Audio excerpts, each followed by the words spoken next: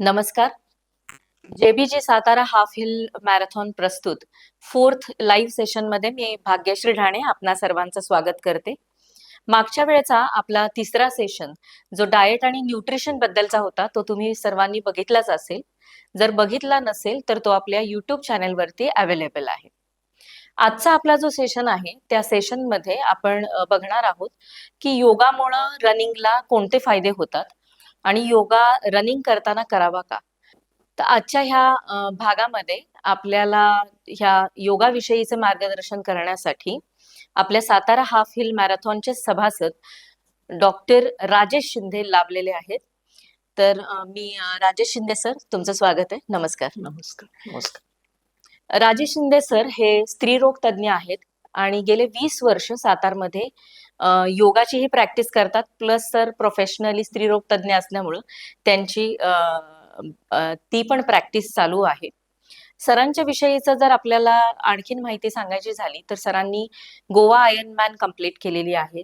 सरांनी अनेक रनिंगचं पेसर म्हणून काम केलेलं आहे.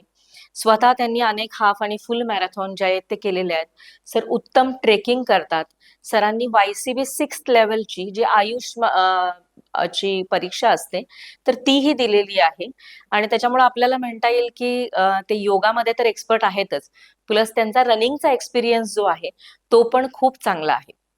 तर सर आजच्या ह्या सेशन मध्ये आम्हाला अनेक योगाचे वेगवेगळे प्रकारही बघायला मिळतील आणि योगाविषयीची माहितीही मिळेल अशी आम्ही अपेक्षा करतो. तसेच हे योगाचे प्रकार जे आहेत ते प्रात्यक्षिकरित्या आपण दाखवणार आहोत आणि हे दाखवण्यासाठी म्हणून आज आपल्या सातारा हाफ हिल मॅरेथॉनच्या सभासद असणाऱ्या पायल विभूते मॅडम ह्या इथे आलेल्या आहेत. नमस्कार मॅडम. आणि पायल मॅडम ज्या आहेत त्या गेले अनेक वर्ष योगा करतात. तर त्या ह्या आसनं जी आहेत ती तुम्हाला या लाईव्ह सेशन मध्ये बघायला मिळतील. नमस्कार सर. तर आता आपण हा पहिला जो काही प्रश्न आहे त्या प्रश्नाकडे वळूया की जेणेकरून आपल्याला योगाविषयीची माहिती घेता येईल. आपल्या 16 वीक्सचं जे काही शेड्यूल आहे जे आपण सातारा हाफ हिल मॅरेथॉननी तुम्हाला दिलेलं असेल तर त्या सेशन मध्ये पण तुम्ही बघितलं असेल की त्याच्यामध्ये पण योगाला आपण महत्व दिलेलं आहे, ज्याच्यामध्ये आपण काही ब्रीदिंग सेशन्स किंवा काही सूर्य नमस्काराच्या साठीचे सेशन्स ठेवलेले आहेत. एक्सरसाइज मध्ये पण काही स्ट्रेचिंगचे सेशन्स जे आहेत तर ते ठेवलेले आहेत. याचा अर्थ असा की आपल्या रनिंगच्या फॉर्म मध्ये योगाचे सेशन जे आहेत ते इम्पॉर्टंट आहेत आणि म्हणूनच असे अनेक प्रश्न आपल्याला गेल्या वेळच्या ह्याच्यामध्ये विचारले गेले आणि त्याच्यासाठी आपण हा खास एपिसोड तयार करत आहोत. तर सर माझा पहिला प्रश्न जो आहे तो हा आहे की ज्या वेळेला लोक धावतात त्यावेळेला स्टॅमिना वाढवण्यासाठी म्हणून योगाची त्यांना मदत होते का आणि ती कोणत्या प्रकारे होते? निश्चितच योग आणि रनिंग हे एकामेकाला व्यवस्थित कॉम्प्लिमेंट करतात. म्हणजे योग केल्यामुळे रनिंग मधला जो एन्ड्युरन्स, स्टॅमिना किंवा परफॉर्मन्स जो आहे तो निश्चितच उंचावतो. योगमुळे शरीरामध्ये फ्लेक्झिबिलिटी किंवा लवचिकता वाढते. योगाचा दुसरा जो भाग आहे तो म्हणजे ब्रीदिंगमुळे काय होतं की ऑक्सिजनची मात्रा शरीरात वाढते.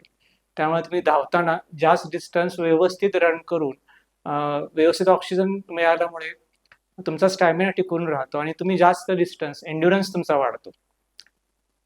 आता नियमित जे योगा करतात किंवा प्राणायाम करतात तर त्यांचं निश्चितच जे अंतर आहे रनिंग मधलं तेही वाढतं आणि ते कम्फर्टेबली पळू शकतात, कारण त्यांचं ब्रीदिंग हे चालू राहतं शेवटपर्यंत व्यवस्थित.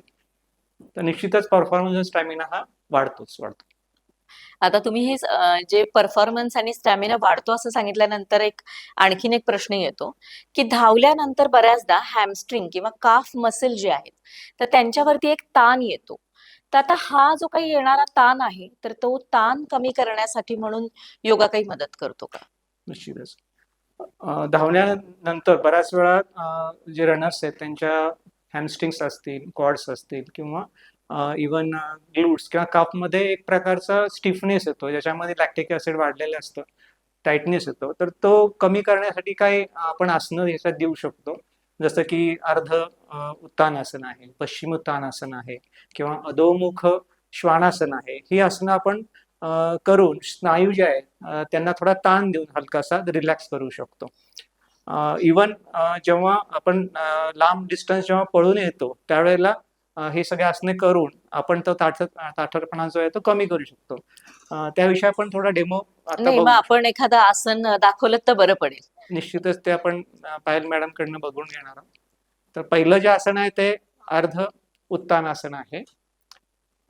तर याच्यामध्ये हे आसन करताना सुरुवातीला उभं राहायचंय दंडस्थितीमध्ये आणि मग श्वास घेत घेत हात वरती जातील आणि श्वास सोडत सोडत कमरेतनं खाली 90 डिग्री मध्ये वाकायचा आहे आणि हात मग गुडघ्यावरती ठेवून समोर लक्ष असेल.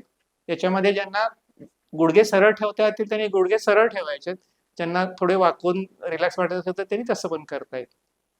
अशा ही अंतिम स्थिती आहे. याच्यामध्ये 15 सेकंद 30 सेकंद थांबून मग श्वास घेत घेत आसन सोडायचंय, वर यायचंय परत पूर्वस्थितीमध्ये आणि हात खाली घ्यायचे.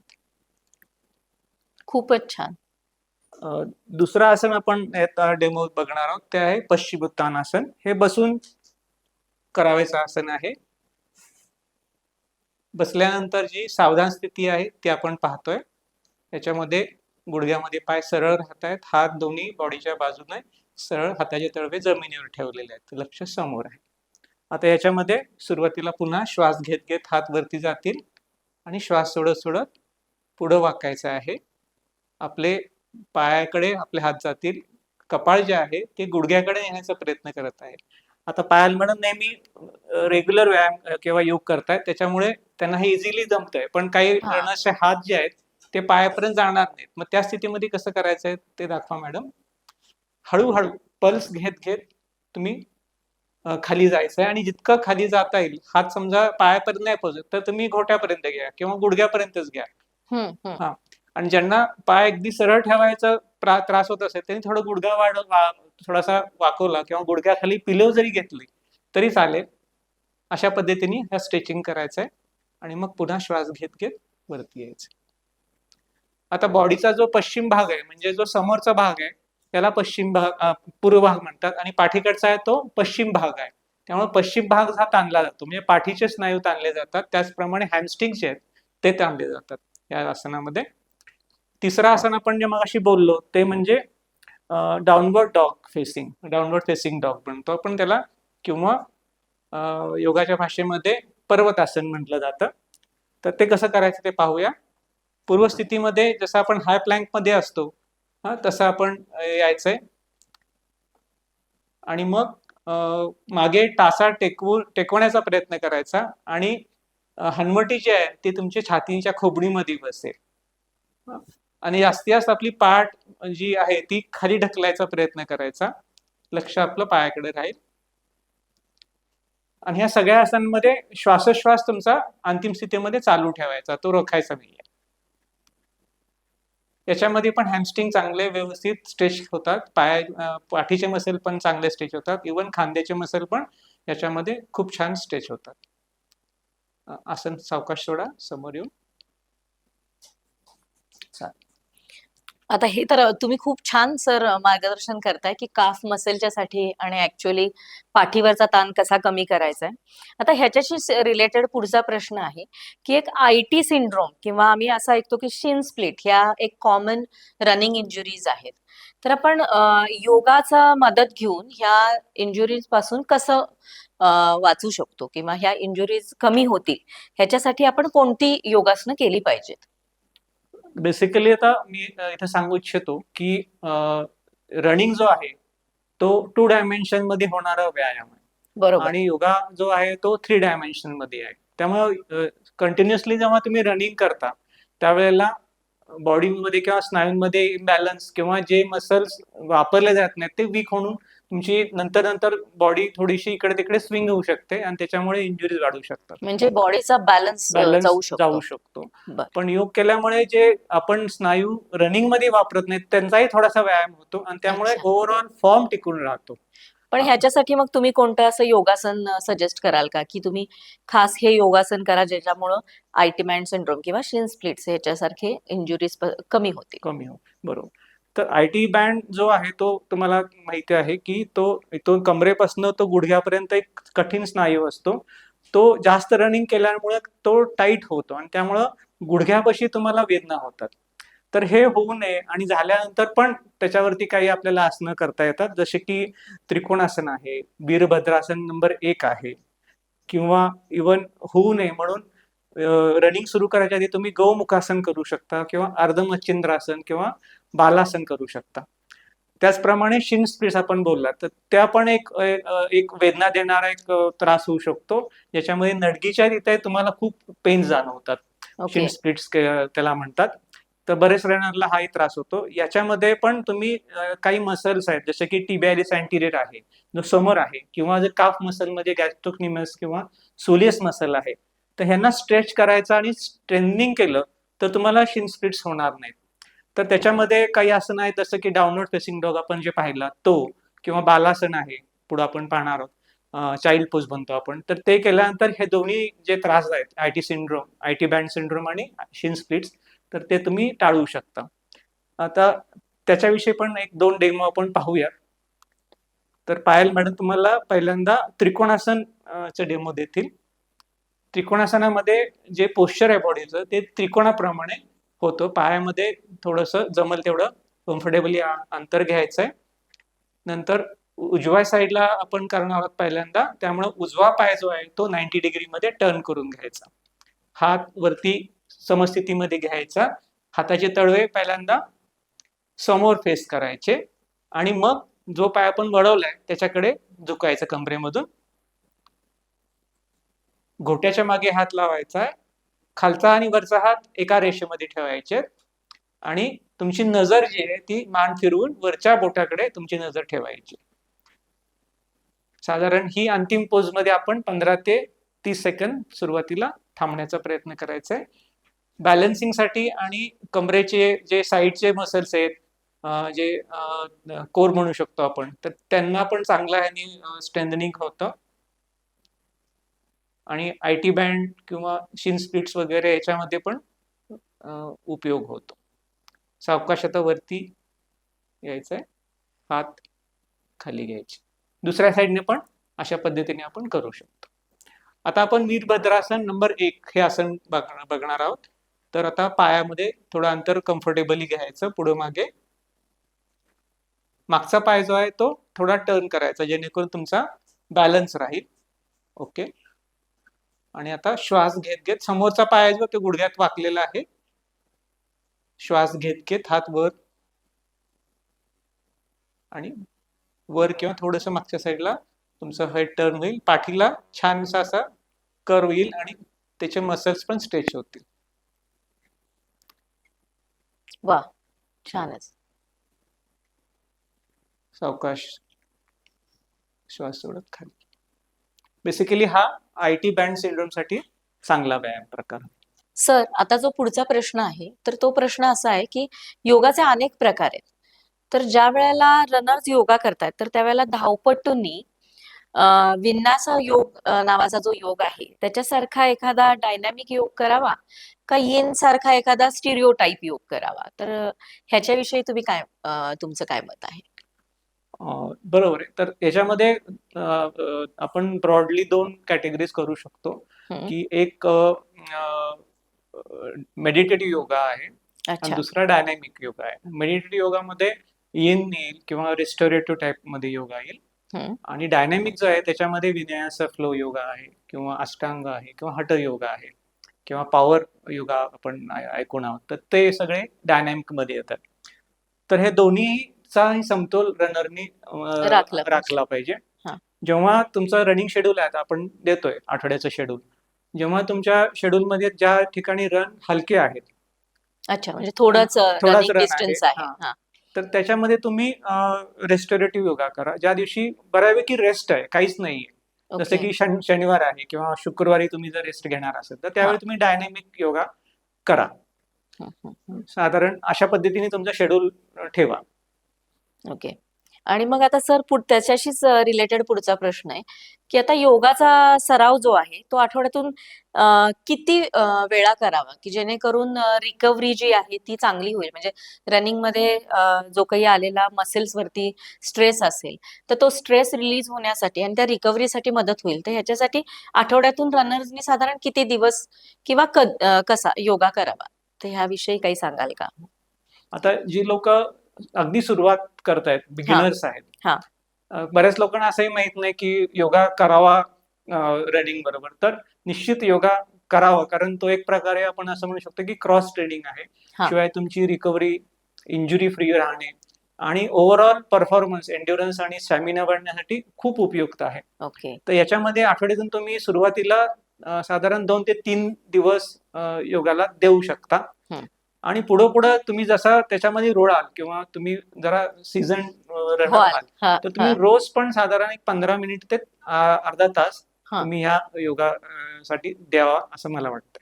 अच्छा, म्हणजे आपलं रनिंग शेड्यूलही बिघडणार नाही आणि 2-3 वेळा योगाही होईल. तर मेडिटेशन तेवढं करा किंवा छोटे योग प्रकार जे आहेत ते केले बरोबर. पाहिजेत.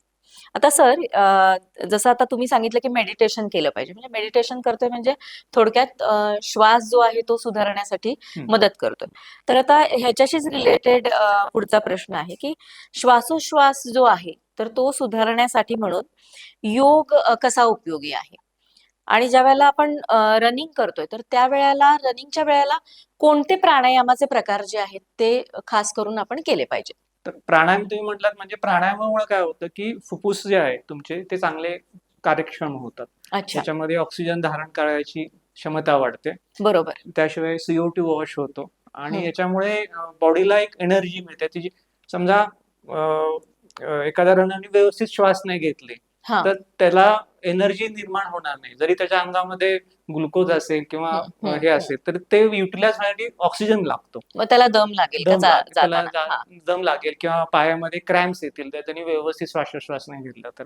आणि बेसिकली आपलं हिल आहे, हिल मध्ये तर हा प्रॉब्लेम येणारच आहे ना की तुम्हाला श्वास जो आहे तो व्यवस्थित मेंटेन करावा लागेल. अच्छा. तर यासाठी काही प्रकार आहेत, जसं की अनुलोम विलोम आहे किंवा हा. भस्त्रिका आहे किंवा सूर्यभेदी प्राणायाम आहे.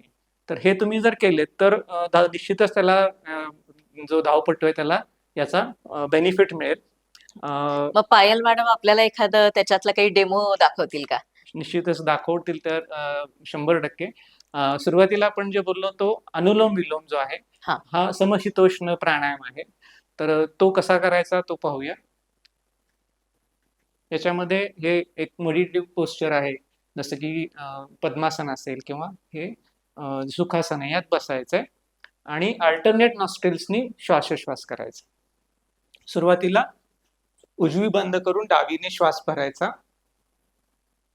सावकाश श्वास भरून पूर्ण श्वास भरल्यानंतर ती नॉस्ट्रिल बंद करायची, डावी नॉस्ट्रिल, आणि उजव्या नॉस्ट्रिलनी श्वास सोडायचा आहे. नंतर मग त्याच नॉस्ट्रिलनी उजव्या नॉस्ट्रिलनी श्वास भरायचा आणि मग डाव्या नॉस्ट्रिलनी सोडायचा. पुन्हा डाव्या साईडनी भरायचा वा. आणि उजव्या साईडनी सावकाश सोडायचा. अच्छा, म्हणजे दोन्ही नॉस्ट्रिल्स जे आहेत ते दोन्ही नॉस्ट्रिल्स जे आहेत त्याचा उपयोग करायचा आणि करताना एकदा एका नॉस्ट्रिल्सनी तुम्हाला ब्रीदिंग करायचंय आणि दुसऱ्या नॉस्ट्रिल्सनी त्याच्यातून एक्झेल करायचं.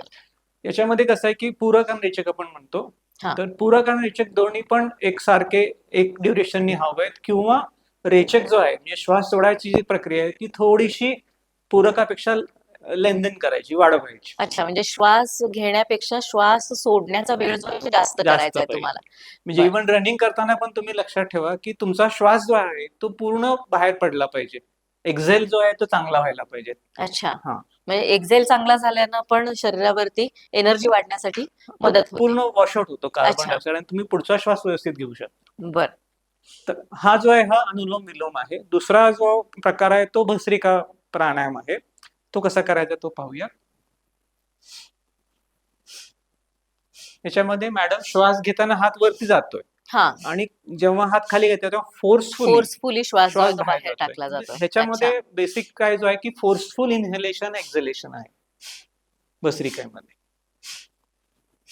ह्याच्यामुळं फायदा काय होतो सर भस्त्रिका केल्यामुळे पण? भस्त्रिका केल्यामुळं जो श्वसन मार्ग आहे याच्यामध्ये समजा काही म्युकस असेल किंवा हा काही अलर्जन्स असतील, हा तर ते निघून जातात आणि जे श्वसन मार्ग आहेत, ब्रॉन्कस आणि ब्रॉन्क्युल्स असतील, ते हम्म, ओपन होतात. तर हा जो प्रकार आहे, तो तुम्ही धावण्याच्या आधी समजा 5 मिनिटं जर केला, तर हा तुम्हाला बिलकुल धावताना दम लागणार नाही. तुम्ही अच्छा अनुभव घेऊन बघा याचा, हा की 5 हा मिनिटं भस्त्रिका करा आणि आणि मग सुरुवात करा. नंतर रनिंगला सुरुवात करा. किती छान, की भस्त्रिका करा आणि रनिंगला सुरुवात करा. म्हणजे थोडक्यात आपण रनिंगच्या आधी कोणत्या प्रकारचा योगा करावा, तर ह्याच्यामधला तुम्हाला एक प्रकार तर कळालाय, की भस्त्रिका करा आणि मग तुम्ही रनिंगला सुरुवात करा, जेणेकरून तुमचा श्वास जो आहे, तो श्वास तुम्हाला पुरेल आणि दम लागणार नाही. दुसरी गोष्ट म्हणजे जी आहे ती बॉडीमध्ये एनर्जी जी आहे ती तयार होईल.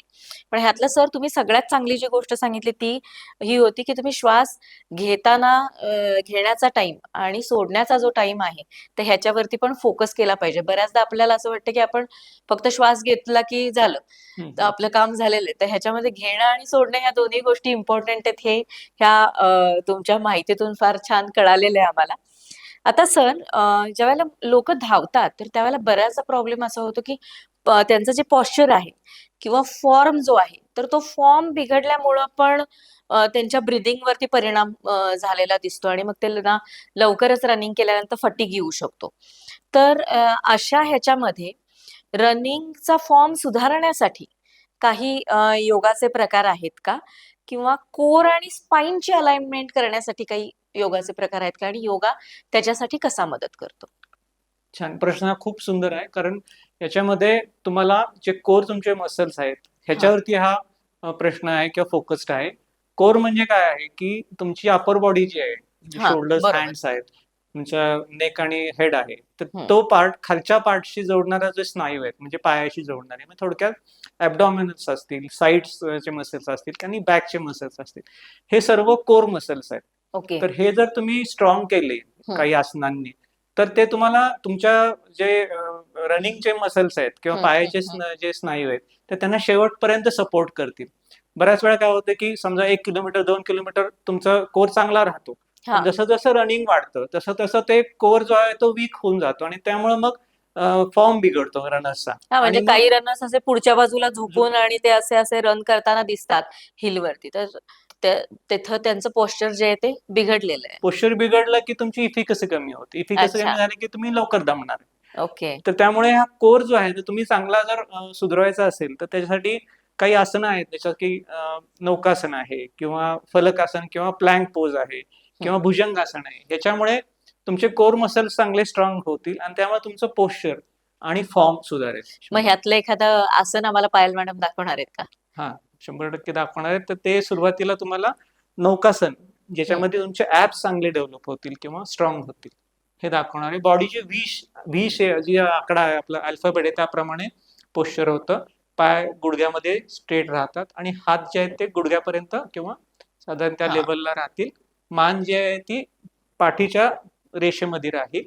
हा ह्या पोश्चरमध्ये आपण राहायचंय साधारण 15 सेकंद 30 सेकंद आणि ह्याच्यामध्ये पण श्वासोश्वास चालू ठेवायचा. सावकाश मॅडम, सोडा हा. हा, छान. अच्छा. हे नौकासन आहे. त्याचा दुसरा एक नेहमी आपण जो करतो तो म्हणजे प्लँक.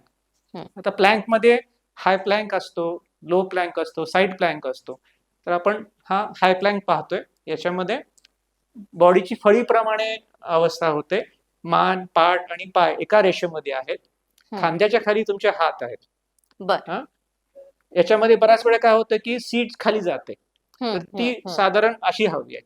मॅडम खाली बऱ्याच लोकांची कशी असते दाखवा जरा, अशी असते. तर हा असं नकोय, हा हा पाठीला बाक नकोय. अच्छा, म्हणजे ती फळीप्रमाणे, पाठ आणि हे जे आहे ते सगळं एका सरळ एका फळीप्रमाणे रेषेत आलं प्लँक, पाहिजे. प्लँक म्हणजे अच्छा. फळी. हा, हा. तर हे फलकासन किंवा प्लँक पोज आहे. पायल मॅडम अतिशय सुंदर प्रकारे हे सगळे योगाचे प्रकार दाखवतायत आणि त्याच्यामुळं आमचे जे व्ह्युअर्स आहेत त्यांना पण योग करताना कोणती काळजी घेतली पाहिजे ह्याच्यासाठी उपयोग होईल. आता सर ह्याच्याशीच रिलेटेड एक पुढचा प्रश्न आहे की आपण योगाबद्दल बोलतोय किंवा ह्याच्याबद्दल बोलतोय, त्याच्याबरोबर अलीकडे एक नवीन प्रश्न उभा राहतो, तो आहे मानसिक ताण.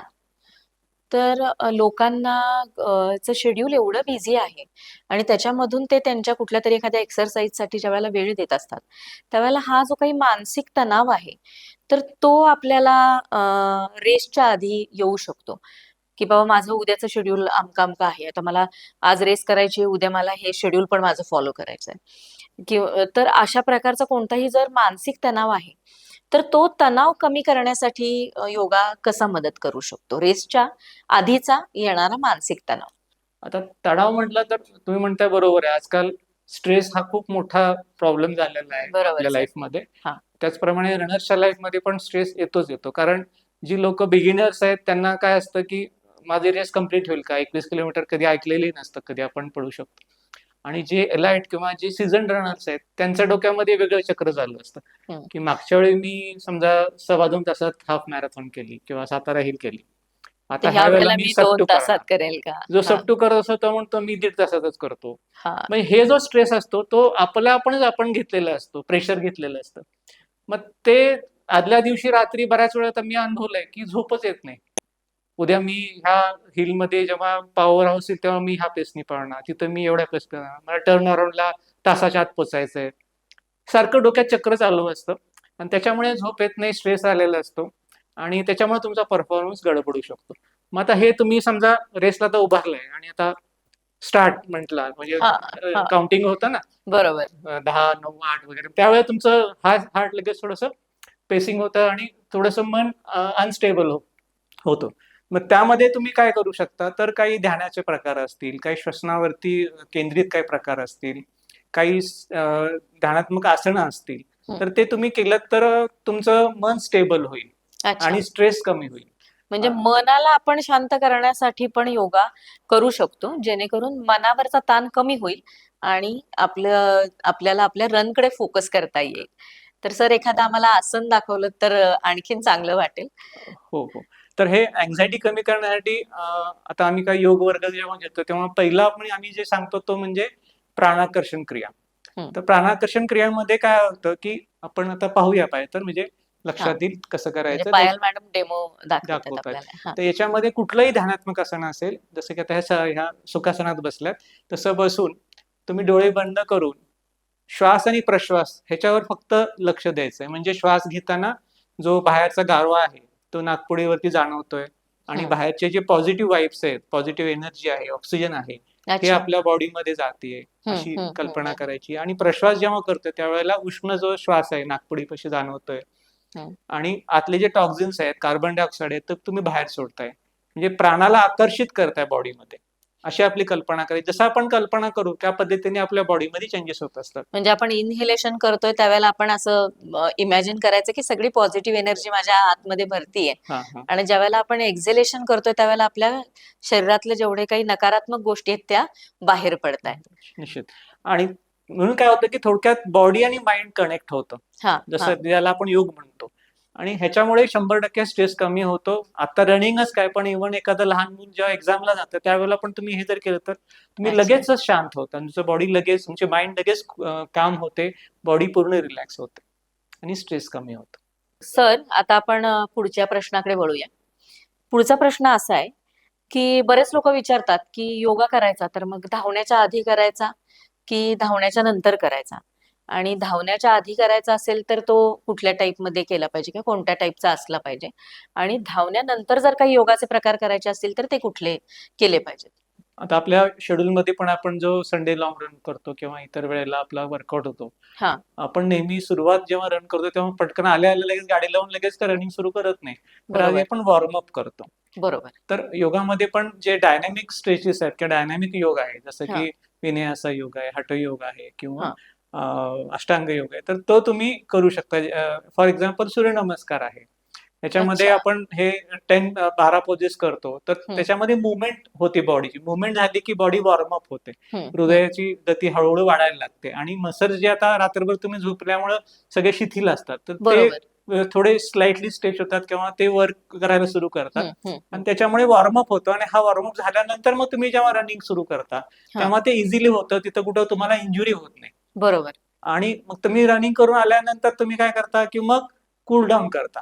मग त्या ओके. कूलडाऊन साठी पण काही आसनं आहेत, जसं की रेस्टोरेटिव्ह जे आसने आहेत, जसे हम्म. की पश्चिमोत्तानासन आहे किंवा ब्रिज पोज आहे. तर हम्म. ह्याच्यामध्ये तुम्ही थोड्या वेळ थांबायचं, त्या स्नायूला थोडासा ताण द्यायचा, मुवमेंट न करता थोडासा त्याला ताण दिल्यानंतर काय होईल की त्याच्यामध्ये साठलेले ते लॅक्टिक ऍसिड आहे ते रिलीज होईल आणि त्यामुळे ओके. पेन रिलीफ होईल आणि हा. रिकव्हरी फास्ट होईल तुमची. तर ओके. सुरुवात करताना डायनेमिक करा आणि संपल्यानंतर रेस्टोरेटिव्ह किंवा कूलडाऊन करा. मग असं एखादं आपल्याला आसन दाखवता येईल का? हा, तर पहिलं जे आपण म्हटलं की सूर्यनमस्कार ते करू शकता किंवा जसं की वीरभद्रासन आहे, तर त्याच्यामध्ये पल्सेस केल्यानंतर पण तुम्ही वॉर्मअप होऊ शकता किंवा एखादं ताडासन असेल हम्म. तर ते पण करताना जर पुढं मागे चाललात किंवा हम्म. त्याच्यामध्ये खालीवर केलं तर बॉडीला मुवमेंट मिळाले की वॉर्मअप होणार आहे. तर ओके. आपण थोडंसं बघूया वॉर्मअप योगा. याच्यामध्ये सूर्यनमस्कार आता आपण बघणार आहोत. सूर्यनमस्कार खूप महत्वाचे आहेत. सर्वांना माहित आहेत, पण आयडियली कसे करायचे तर हे त्या आपण पाहूया. सूर्यनमस्कारामध्ये बेसिकली तो 12 आसनांचा एक संच आहे, याच्यामध्ये श्वासही घेण्यावरती पण लक्ष श्वास ठेवायचं. घेणं आणि सोडणं याच्यावरती पण लक्ष असतं. हम्म. 8 आसनं आहेत ऍक्च्युली आणि 4 आसनं रिपीट होतात, सगळे मिळून साधारण 12 आसनं पण म्हणतो. ओके. तर पहिल्यांदा आपण आसनं कुठली कुठली कशी करायचे ते बघू आणि मग श्वासावरती कसं कमी जास्त असतं ते पण पाहूया. आता पायल मॅडम तुम्हाला डेमो दाखवतील. पहिलं जे आहे हे नमस्कारासन, नंतर ऊर्ध्व नमस्कारासन किंवा हस्त उत्तानासन, तिसरं जे आहे पादहस्तासन, चौथं एक पाद प्रसरण किंवा अश्वसंचलनासन, नंतर प्लँक पोज करू शकता किंवा पर्वतासन करू शकता. पायल मॅडमने पर्वतासन केलेलं आहे. नंतर 6वं जे आहे ते अष्टांगासन, 8 अंग जी आहेत ती शरीराची जमिनीला लागतात. नंतर 7वं जे आहे ते भुजंगासन. नंतर आता रिपीट सुरू होतील, त्याच्यामध्ये परत पर्वतासन परत आलेलं आहे. नंतर अश्वसंचलनासन, नंतर पादहस्तासन, हस्त उत्तानासन आणि पूर्वस्थिती. तर हे 12 आसनं आहेत. 12 आसनांची ही नाव आहेत. आता याच्यामध्ये आपण पाहूया की आयडियल प्रत्येक पोज कशी पाहिजे हे पाहूयात. याच्यामध्ये पहिलं जे आहे हे नमस्कारासन आहे. याच्यामध्ये योगिक नमस्कार आहे, छातीवरती हात आणि हाताचा काटकोन राहतो, डोळे बंद, श्वास सोडलेला असतो. नंतर आता दुसरं ऊर्ध्व हस्तासन. याच्यामध्ये जे कानापशीत दंड आहेत, गुडघे स्ट्रेट राहतात, पाठीला थोडासा बाक असतो, श्वास सोडलेला घेतलेला असतो. श्वास सोडत सोडत खाली हे पादहस्तासन आहे. हात जे आहेत ते तुमच्या पायाला किंवा जमिनीला टेकतील, गुडघे सरळ राहतील. बरेच लोक काय करतात, गुडघे वाकून हे करतात. गुडघे वाकवले तर तुम्हाला काही याचा फायदा होणार नाही, कपाळ स्ट्रेचिंग होणार प्रॉपर. गुडघ्याकडे तुमचे डोकं जाण्याचा प्रयत्न ठेवायचा. तिसरं हे जे आहे हे अश्वसंचलनासन किंवा एकपाद प्रसरण. याच्यामध्ये पहा, एक मिनिट पायल मॅडम, याच्यामध्ये पहा आता तुमचे दोन्ही हाताच्या मध्ये पाय राहतात. बरेच लोक पाय असतो तो मागे जातो, तर फक्त जो एक पाद प्रसरण आहे तो मागे जाईल, पण बाकी तिन्ही गोष्टी एका लाईनीमध्ये असणार आहे. करेक्ट. ठीक आहे. नंतरचं जे आहे ते मॅडम प्लँक पोझिशन दाखवा. ही प्लँक पोझिशन असेल. याच्यामध्ये पहा फळीसारखी अवस्था मगाशी आपण सांगितलं तशी. जे हात आहे ते खांद्याखाली आहेत, नजर समोर आहे आणि एका रेषेमध्ये येतात पाय, पाठ आणि डोकं. हे तुम्ही करा. नंतरचं आसन जे आहे ते अष्टांगासन. आता 8 अंग कोणते कोणते पहा. दोन्ही पाय, दोन्ही गुडघे, छाती लागलेली, सीटचा भाग वरती उचललेला आहे, आणि मग पुढे कपाळ आणि दोन्ही हात, असे 8 अंग हे जमिनीला लागलेत. याच्यामध्ये श्वास घ्यायचा आणि सोडलेल्या अवस्थेत बाह्य कुंभकात जायचं येतं. नंतरचं जे आहे आसन 7वं ते आहे ते भुजंगासन आहे. ह्याच्यामध्ये पहा यांनी सरळ हस्त भुजंगासन केले. पाठीला थोडा कर्व आहे, गुडघे तुम्ही टेकू शकता जर जमत नसेल तर, किंवा गुडघे उचलून पण हे तुम्ही करू शकता. ठीक आहे. आता रिपीट आसन मध्ये परत पर्वतासन. पर्वतासनामध्ये काय होईल की हनवटी जी आहे छातीच्या खोबणीमध्ये बसेल, पाय सरळ राहतील आणि जास्तीत जास्त आपलं जे वरचा खांद्याचा भाग जो आहे तो खाली दाबायचा आहे ह्याच्यामध्ये, त्याने कोण पाठीमध्ये स्ट्रेच येईल आणि पायामध्ये जे हॅमस्ट्रिंग मसल्स आहेत त्याच्यामध्ये पण चांगला स्ट्रेच येईल, खांद्याचे मसल पण रिलॅक्स होतील. आणि महत्वाचं आहे की टाचा जे आहे, टाचा बघा जमिनीला टेकलेले आहेत. हा हे बरोबर. टेकवण्याचा प्रयत्न करायचा. ज्यांची टेकत नाही त्यांनी हळूहळू पाय पुढे चालवत नेता येईल, जेणेकरून ते टेकतील. समजा एखाद्याचे आता मॅडम दाखवा एकदा की पाय टेकत नसतील तर अशा अवस्था असते. पण चालवत चालवत पाय जर पुढे नेले तर हळूहळू तुमचे टाच टेकेल. अच्छा. हा. आणि मग तो स्ट्रेच जो आहे तो तो व्यवस्थित व्यवस्थित येईल. येईल. हो. अच्छा. नंतर म्हणजे परत आता एक पाद आकर्षण होईल. हम्म. हे अश्वसंचलनासन. हे रिपीट आहे परत आता. अच्छा, म्हणजे आपण ज्यावेळेला वरती हात नेतोय तर त्यावेळेला श्वास घ्यायचा आहे हा, आता आणि ज्यावेळेला श्वासाचं पायाकडं नेतोय त्यावेळेला साधारण मला लक्षात आलं बरोबर की आहे. श्वास आपण हा. सोडतोय. तर हे ह्याच्याकडे लक्ष पाहिजे की परत एकदा रिपीट दाखवूया की श्वासाप्रमाणे कसं करायचंय. हा, आता नमस्कार आसन नंबर 1, श्वास बाहेर, आत, बाहेर, आतमध्ये श्वास घ्यायचा आहे, परत सोडायचा. आता घ्यायचा आणि सोडलेल्या अवस्थेत खाली जायचंय. श्वास आत भुजंगासनामध्ये, श्वास बाहेर, पुन्हा श्वास आत घेत घेत आकर्षण, श्वास सोडत सोडत परत पादांगुष्ठासन, श्वास घेताना ऊर्ध्वहस्तासन आणि श्वास सोडत नमस्कार. म्हणजे अल्टरनेटली श्वास घेणे सोडणे असं व्हायला पाहिजे. म्हणजे जेणेकरून तुमचा स्टॅमिना हे करताना टिकून राहील आणि प्राणायाम होईल. हा, म्हणजे एवढे दिवस आम्हाला असं वाटत होतं की फक्त सूर्यनमस्कार करायचे, पण त्याच्या बरोबरीनं तिथं श्वासाला पण महत्व आहे. याच्यामध्ये काय होतं, सूर्यनमस्कार केल्यामुळं तुमचा बॉडीचा एन्ड्युरन्स स्ट्रेंथ वाढते, प्राणायाम होतो, मनाचं कॉन्सन्ट्रेशन वाढतं. आता हे झालं सर की आपण रनिंग करण्याच्या आधी आपण सूर्यनमस्कार केला, रनिंग झाल्यानंतर काय कुठले आसनं वगैरे करता येतील? म्हणजे जो योगा करणार आहोत आपण, तर तो कुठल्या टाईपचा करू शकतो किंवा काय? तो अगदी कूल डाऊन किंवा स्ट्रेचिंग टाईप ऑफ योगा व्हायला पाहिजे. त्याच्यामध्ये अधोमुख श्वानासन आहे ते करू शकता किंवा पाठीवर झोपून पवन मुक्तासन करू शकता. आता अधोमुख मध्ये पण तुम्ही काफला कसं स्ट्रेच करायचं एकदा बघा, म्हणजे तुमच्या लक्षात येईल. अधोमुख मध्ये थोडंसं व्हेरिएशन ओके कसं करता येईल आणि जेणेकरून स्ट्रेचिंग होईल. अच्छा, म्हणजे पायल मॅडम आपल्याला दाखवतील. ह्या आसनाचं नाव काय आहे? डाऊनवर्ड फेसिंग डॉग किंवा अधोमुख श्वानासन किंवा पर्वतासन पण म्हणू शकता. वेगवेगळी नाव आहेत एकाच ह्याला. आता ह्याच्यात व्हेरिएशन पहा. हे स्टॅटिक आसन झालं. तर तुम्ही पुन्हा एकदा दाखवा मॅडम. पायाची मुवमेंट करायची आपल्याला. जावा खाली. आता काफ साठी कसं करता येईल बघा हे आसन. आता तुमचे काफ कधी कधी टाईट होतात किंवा त्याच्यात क्रॅम्प्स येतात. त्याच्यामध्ये पायाची अल्टरनेट मुवमेंट करायची आणि नंतर मग हे स्ट्रेच करायचं. पहिल्यांदा पायाची मुवमेंट दाखवा मॅडम कशी करायची. ही मुवमेंट व्हायला हवी आहे. हे इव्हन तुम्ही डायनॅमिक स्ट्रेचेस मध्ये करू शकता किंवा नंतर रेस्टोरेटिव्ह करताना पण तुमचं लॅक्टिक ऍसिड जे काफ मध्ये आहे ते रिलीज करण्यासाठी करू शकता. आणि डीप स्ट्रेच करायचं असेल काफ तर त्याच्यामध्ये एक पाय उचलायचा आणि तो दुसऱ्या पायाच्या काफवर ठेवून जो खाली पाय आहे स्ट्रेट तो त्याचा काफ स्ट्रेच होतोय. दुसऱ्या पायाने पण हे करू शकता. तर हे रनिंग झाल्यानंतर हे केलं तर तुम्हाला चांगली रिकव्हरी मिळेल. आता किती छान माहिती मिळाली आपल्याला की आपण रन करण्याच्या आधी जो योगा करतोय तो डायनॅमिक योगा, की ज्यानं बॉडी मधली हीट जी आहे ती वाढली पाहिजे किंवा हीट जनरेट झाली पाहिजे, ज्याचा उपयोग आपल्याला थ्रू आउट द रनिंग होईल. आणि ज्या वेळेला आपला रन संपतोय तर त्यावेळेला पोस्ट रन मात्र आपल्याला रिस्टोरेटिव्ह योगा, म्हणजे ज्याच्यामध्ये आपलं स्ट्रेचिंग झालं पाहिजे, तर अशा टाईपनी योगा करावा लागतो. ही माहिती पण सर किती उपयुक्त आहे, की जे बऱ्याच लोकांना हे पण माहिती नसतं की का स्ट्रेचिंग करतोय आपण, आणि ते आधी करतो ते स्ट्रेचिंग नक्की कशा टाईपचं आहे आणि नंतर करतोय ते प्रकार कशा टाईपचे आहेत.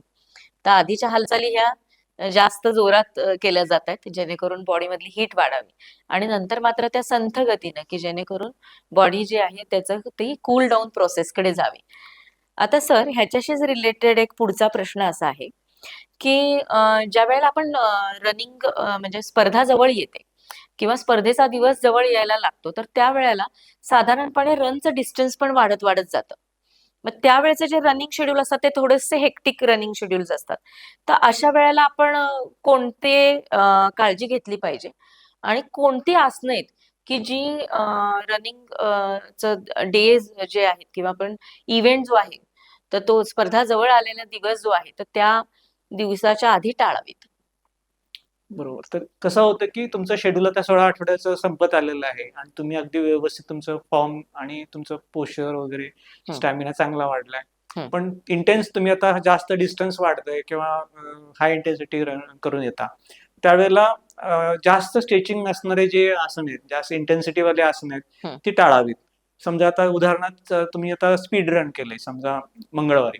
हं, तर त्या दिवशी तुम्ही आल्यानंतर किंवा दुसऱ्या दिवशी फक्त श्वासांवर केंद्रित असणारे आसनं करा. म्हणजे हं, ध्यानात्मक हं, आसन हं, करा किंवा ब्रीथिंग टाइप ऑफ एक्सरसाइज करा किंवा पाय भिंतीवर घेऊन म्हणजे आपण म्हणतो की त्यातला निचराव व्हावा हं, म्हणून जे काय आसनं आहेत कूल हं, हं, डाऊनची हं, हं. हेच करा. म्हणजे तिथं परत तुम्ही इंजुरी होईल असं काही करू नका.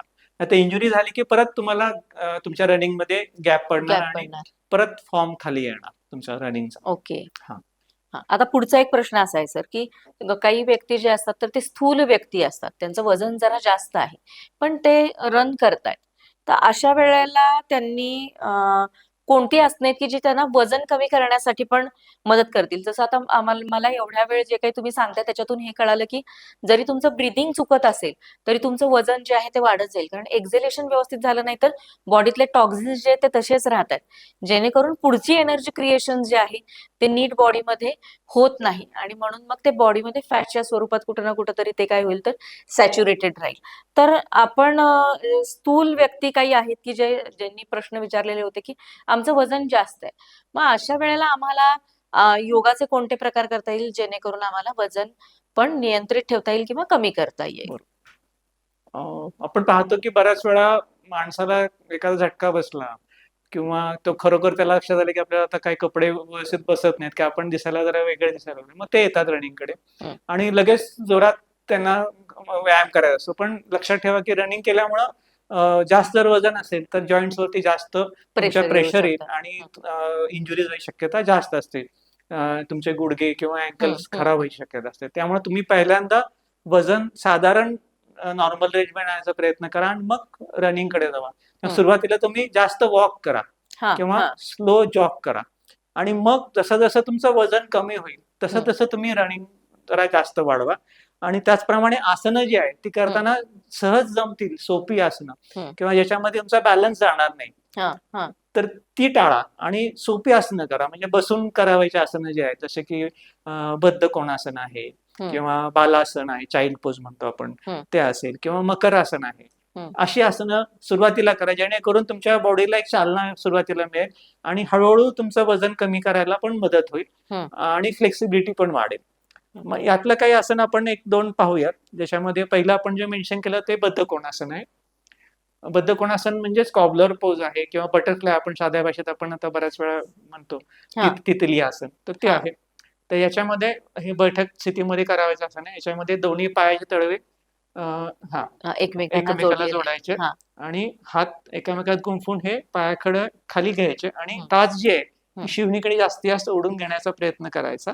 पाठ हं, सरळ राहील, हं, नजर समोर आणि मग गुडघ्याची हालचाल करायची. पहिल्यांदा पूर्ण रेंजमध्ये हालचाल करा. वर पण आणि खाली जातील आणि मग हळू स्पीड वाढवून एक 25 ते 50 ते 100 वेळा ही हालचाल करा. हं, याच्यात सगळ्यात खूप चांगला फायदा काय होतो, की हिप्स जे आहेत तुमचे फ्लेक्झस ओपन होतात, हिप हं, हं, हं. फ्लेक्झस. रनिंग केल्यानंतर बऱ्याच वेळा हे टाईट होतात. हां. तर ते पण ह्याच्यात मोकळे होतात. त्यामुळं हा आसन तुम्ही रनिंग झाल्यानंतर 100% प्रत्येक वेळा हा तुम्ही कराच. हं, हं. तर हे बद्ध कोणासन किंवा बटरफ्लाय किंवा तितली आसन म्हणतो आपण. ह्याच्यामध्ये मग झाल्यानंतर मॅडमची फ्लेक्सिबिलिटी असल्यामुळे त्यांचं डोकं जे आहे, हां, ते पायाला ते टेकवलं की पायाला टेकवून. पाठ मोकळी होते बरोबर. आणि हिप अजून जास्त बाहेर जातात. त्यात अजून एक प्रकार करू शकता, की तुम्ही डायमंड पोज म्हणतो आपण याला. तर अच्छा. थोडेसे पाय पुढे घ्यायचे आणि हात पायाकडे नेऊन मग तुम्ही खाली जाऊ शकता. हं. हं. तर ह्यात थोडंसं व्हेरिएशन करू शकता. दुसरं एक आसन आहे ते पण सुंदर आहे. बालासन म्हणतो आपण चाइल्ड पोज. याच्यामध्ये पहिल्यांदा वज्रासनात बसल्यासारखं बसून मग हळूहळू पुढे कमरेतनं वाकायचंय आणि डोकं जे आहे ते खाली टेकवण्याचा प्रयत्न करायचा. पाठ पूर्ण रिलॅक्स सोडायची. हं, हाताला तुमचे खांदे छान स्ट्रेच होतात. पाठ पण मोकळी होते. हा, म्हणजे स्ट्रेचिंग पण पूर्ण होते, त्याच्यामुळं हा तिथला आणि फॅट लॉस होण्यासाठी हो मदत होईल. बरोबर. आणि पायाचे जे स्नायू आहेत ते पण ह्याच्यामुळे ताणले जाऊन रिलॅक्स होतात, जसे की कॉर्ड्स असतील किंवा हॅमस्ट्रिंग्स असतील. हा एक व्हेरिएशन आहे त्याच्यामध्ये. हात मागे घेऊन पण तुम्ही बालासन करू शकता. तर हे दोन्ही अशा काही जे बसून करावायचे आसनं जे आहेत ती सोपी सोपी आसनं तुम्ही सुरुवातीला जे स्थूल व्यक्ती आहेत त्यांनी करावे, त्याचा फायदा निश्चित होईल. आता सर एक म्हणजे असा एक प्रश्न बऱ्याचदा विचारला जातो. आता तुम्ही 30 वर्ष झाला गायनेकोलॉजिस्ट म्हणून प्रॅक्टिस करता. तर हा प्रश्न जो आहे, तो प्रश्न आम्ही ह्याच्यासाठी विचारतोय की बाबा, ज्यावेळेला स्त्रिया त्यांचे काही कॉमन प्रॉब्लेम्स घेऊन येतात, तर त्यावेळेला त्या विचारतात की बाबा, मेन्स्ट्रुलेशनच्या वेळेला किंवा पिरियड्सच्या वेळेला आम्ही व्यायाम करावा का? आणि केला तर तो कोणत्या प्रकारचा करावा की करूच नये? तर ह्याच्यावरती तुम्ही तुमचं एवढे वर्षाचा रनिंगचा एक्सपिरियन्स, योगाचा एक्सपिरियन्स आणि एवढे वर्ष व्यायामाचा एक्सपिरियन्स आणि प्लस तुम्ही गायनाकोलॉजिस्ट आहात, तर तुम्ही काय सल्ला द्याल? खूप चांगला प्रश्न आहे, की हा प्रश्न वारंवार कोचेसना विचारला जातो स्त्रियांकडून, की मेन्सेस असताना आम्ही रनिंग काही दिवस बंद करू का, 1-2 दिवस रेस्ट घेऊ का? तर तशी बघितलं तर ज्यांना खूप जास्त त्रास होतोय, खूप ब्लिडिंग होतंय, खूप जास्त पोट दुखतंय, त्यांनी निश्चितच एक दुसरा दिवस आराम करावा. अदरवाईज जर तसा काही त्रास होत नसेल आणि फक्त पिरियड्स चालू झाले, ती काही नॅचरल प्रोसेस आहे किंवा नॅचरल एक घटना आहे, तर ती चालू राहील. पण तुम्ही रनिंग त्यामुळे थांबवायची काहीच गरज नाही. उलट असं म्हणेन की इट इज सेफ आणि it is also beneficial. Okay. जे काही मेन्सेसमध्ये होणारे जे काही मूड चेंजेस आहेत, तर ते तुम्ही रनिंग जेव्हा करता तेव्हा हॉर्मोन्स जे असतात मेंदूमध्ये, एक प्रकारचा हार्मोन आहे एंडॉर्फिन म्हणतात, तर त्याच्यामुळे मूड एलिव्हेट होतो. काही काही लोकांना असं वाटतं की खूप जास्त पोट दुखतंय, डिस्मेनोरिया असतो, तर तो रिलीज व्हायला रनिंग उपयोग होऊ शकेल. त्याच पद्धतीने स्ट्रेस कधी कधी जास्त येतो, तर तो कमी यायला रनिंग तुम्हाला उपयोगी होईल. काय काय लोकांना पोटामध्ये गॅसेस होतात, ब्लोटिंग होतं मेन्सेसच्या वेळेला, तर तो पण कमी होण्यासाठी रनिंग जर तुम्ही त्यावेळेला केलं तर तुम्हाला फरक जाणवेल की ते रिलीज झालंय आणि तुम्हाला मेन्सेसचा जो पिरियड आहे तो सुखाव होईल. फक्त एवढंच काळजी घ्यायची, खूप स्ट्रेनस कुठलेही व्यायाम प्रकार त्यावेळेला करायचे नाहीयेत. म्हणजे हलक्या स्वरूपात आपण रनिंग करू शकतो, कोणतेही एक्सरसाइज करू शकतो, योगा करू शकतो आणि ब्रेक घ्यायची तशी काही गरज नाही. ह्यामध्ये काही आसनं मी तुम्हाला सांगू इच्छितो की जे तुम्ही करू शकता, जसे की आता आपण पाहिलेलं बालासन आहे किंवा पश्चिमोत्तान आहे, ब्रिज पोज म्हणजे कंधारासन म्हणतो ते करू शकता. इव्हन कॅट काऊ पोज जो आहे, म्हणजे आपण मार्जरासन आणि त्याच्याबरोबर काऊ पोज हे एकत्र करू शकतो. ते आपण डेमो बघू शकतो, मॅडम दाखवतील. याच्यामध्ये आता आपण जे पाहणार आहोत तो ब्रिज पोज पाहू. पाठीवर झोपून करावायचा पोज आहे. हा, आता पाय जे आहेत ते जास्तीत जास्त सीटकडे ओढून घ्यायचे, हाताने गोट्यापाशी पायाला पकडायचंय आणि कंबर जी आहे ती जास्तीत वर ढकलायची. तर ही ब्रिज पोज आहे. ह्याच्यामुळे जे पेन्स आहेत ते कमी होतील. त्याच पद्धतीने ज्यांचं फॅट जे वाढलेलं आहे हिपच्या बाजूने, कमी व्हायला मदत होते. त्याचप्रमाणे स्ट्रेचिंग होतं चांगलं ह्याच्यामध्ये, क्वाड्सचं आणि हॅमस्ट्रिंगचं, तेही कमी होतं. ह्याच्यात व्हेरिएशन पण काही देऊ शकतो आपण. वरती घेणे, खाली देणे अशी मुवमेंट करू शकतो, किंवा एक पाय वरती उचलून ती व्हेरिएशन पण, एक पाय वरती उचलून अशा पद्धतीने पण मग होल्ड करू शकतो किंवा मुवमेंट करू शकतो. ओके. हा, तर हे ब्रिज पोज आहे किंवा कंधरासन म्हणू शकतो. तर हे मेन्सेस मध्ये केलं तर याचा उपयोग होईल. त्याचप्रमाणे ज्यांचं फॅट जास्त वाढलेले कमरे हिपच्या भोवती, ते कमी करण्यासाठी पण उपयोग होऊ शकेल. अच्छा. हा, आता हे तुमचं एक मग सांगायचं राहिलं ते आपण आता पाहू की तुमचा व्यायाम म्हणजे तुमचं वॉर्मअप झाला, रनिंग झालं, स्ट्रेचिंग झालं, हे सगळं झाल्यानंतर शेवटी तुम्ही अजून एक महत्वाची गोष्ट करायची, ती म्हणजे शवासन. अच्छा, शवासन करायला पाहिजे, ते तर फार आवडेल लोकांना. आता एकदा शवासनचं पण डेमो पाहूया की कशा पद्धतीने शवासन करायचंय. शवासन म्हणजे की कॉर्पोस पोज. कॉर्पोस म्हणजे जसं एखादा मृत देह खाली जमिनीवर ठेवलेला आहे, तर तो कसा असतो, तर त्याच्यातली पूर्ण एनर्जी काढून टाकलेली असते, तो पूर्ण रिलॅक्स असतो, कुठेही हालचाल नसते. त्याच्यामध्ये ही पोश्चर घ्यायची की जमिनीवर झोपायचं, पायामध्ये 1-1.5 फुटाचं अंतर घ्यायचं, हात साधारण 1-1.5 वीत बॉडीपासून लांब असतात, हाताचे तळवे जे आहेत त्या आकाशाकडे असतात, हाताची बोटं अर्धी मिटलेली किंवा अर्धी उमरलेली असतात, मान जे आहे ती डाव्या साईडला, आणि डोळे बंद ठेवायचे. आणि एक एक खालून पायाच्या बोटांपासून वरतीपर्यंत जे पार्ट्स आहेत, त्याचे पायाची बोट आहेत, काफ्स आहेत, गुडघा आहे, मांड्या, पोट, तर छाती, ह्याला पाठीचा इन्स्ट्रक्शन भाग, देऊन हा शिथिल स्वतः करायचंय. स्वतःला इंटरसेक्शन द्यायचे, आणि ते हम्म. पार्ट तुम्ही रिलॅक्स करत करत वर जायचं. मानेचा पार्ट असेल, खांदा असेल, तो रिलॅक्स करायचा, आणि चेहऱ्यावरचे स्नायू असतील, डोळ्यातला पापण्यातला तर जो ताण आहे तो काढून टाकायचा, आणि नंतर मग दोन्ही भुवयांच्या मध्ये जे आज्ञाचक्र आहे त्याच्यावरती कॉन्सन्ट्रेट करून श्वासोश्वास जो आहे तो तुमचा भ्रुकुटी मध्यापासून छातीपर्यंत, आणि छातीपासून भ्रुकुटी मध्यापर्यंत असा चालू आहे, ह्याच्यावरती लक्ष केंद्रित करायचं. आणि सर्व बॉडीतला पूर्ण जी चेतना आहे ती काढून टाकलेली आहे, त्यात परत आता काही जीव नसल्यासारखंच तो पूर्ण रिलॅक्स सोडायचा आहे. साधारण एक 5 मिनिटं हे शवासन तुम्ही प्रत्येक वेळेला रनिंग करून आल्यानंतर जर केलं तर तुमची बॉडी रिज्युव्हनेट होईल, माइंड पण, मनातला जो ताण आहे तोही सगळा पूर्ण निघून जाईल, आणि तुम्ही एकदम फ्रेश व्हाल. सोडताना पुन्हा वरपासून खालीपर्यंत बॉडीमध्ये चेतना भरत भरत हळूहळू थोडीशी हालचाल हाताची पायाची करायची, आणि मग डाव्या साईडला वळून परत सुखासनात किंवा वज्रासनात बसायचं, डोळे बंदच ठेवायचे, आणि मग तुमची काय प्रार्थना असेल, शांतीपाठ असेल तो करायचा, हाताची थोडी घर्षण करायचं, आणि मग डोळ्यावरती, कपाळावरती हात फिरून सावकाश डोळे देवाचा आभार मानत उघडायचे. वा, अशा पद्धतीने तुम्ही तुमचा सेशन संपवायचा. छान. आजच्या सेशन मध्ये खरं तर सर हे पहिली गोष्ट लक्षात आली ती म्हणजे की योग जो आहे तो योग फक्त शरीरालाच नाही तर मनालाही मजबूत करतोय, आणि त्याच्या बरोबरीने आपण जर काही म्हणजे रनिंग करतोय तर योग त्याच्यासाठी पण मदत करतोय. आता हे जे काही आपण बघतोय तर ह्याच्यामध्ये आपल्याला योगाचं महत्व तर कळालंय, पण योगामधला आणखीन एक पार्ट आहे तो म्हणजे श्वास घेणे आणि सोडणे.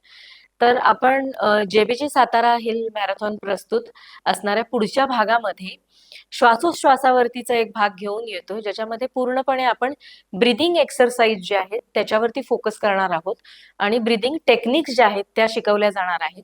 आजच्या आपल्याला ह्या भागासाठी डॉक्टर राजेश यांनी खूप चांगलं मार्गदर्शन केलेलं आहे, आणि पायल यांनी खूप सुंदर प्रकारे आपल्याला ती सर्व योगासनं करून दाखवलेली आहेत. त्याच्याबद्दल मी ह्या दोघांचेही आभार मानते. थँक्यू पायल, थँक्यू डॉक्टर राजेश. आणि आपलं जे काही सातारा हिल मॅरेथॉनची साईट आहे त्याच्यावरती आपण एक ई गाईड दिलेलं आहे. तर हे ई गाईड जे आहे ते प्रत्येक स्पर्धकानं नक्की वाचावं. हे वाचण्यामागचं कारण असं आहे की त्याच्यामध्ये सर्व इन्स्ट्रक्शन तुम्हाला दिलेले आहेत. त्या इन्स्ट्रक्शन तशाच तशा फॉलो केल्या तर तुम्हाला लागणारे जे काही मदत आहेत ड्युरिंग रन तर ती व्यवस्थित मिळू शकते. तुम्हाला पहिल्यांदाच तुम्ही रेस गाईडचा अभ्यास केलेला असेल तर साधारणपणे किती हाईट वरती गेल्यानंतर तुम्हाला मिळणारे एड स्टेशन जे आहेत ते तुमच्यापासून जवळ आहेत, मेडिकल कॅम्प्स तुमच्यापासून किती अंतरावरती आहेत, तर हे ह्याची मदत तुम्हाला होईल, आणि तुमचा रन जो आहे तो चांगला होईल. तर सर्वांना आम्ही शुभेच्छा देतो की तुम्ही रनिंगला येताय तर रनिंगला येण्याआधी हे सर्व एपिसोड अगदी नक्की नीट बघा, ज्याचा उपयोग तुम्हाला तुमच्या रनच्या दरम्यान होईल. आणि नक्की आम्हाला फॉलो करा, आमच्या युट्यूब चॅनलला सबस्क्राईब करा. धन्यवाद. धन्यवाद सर. थँक्यू.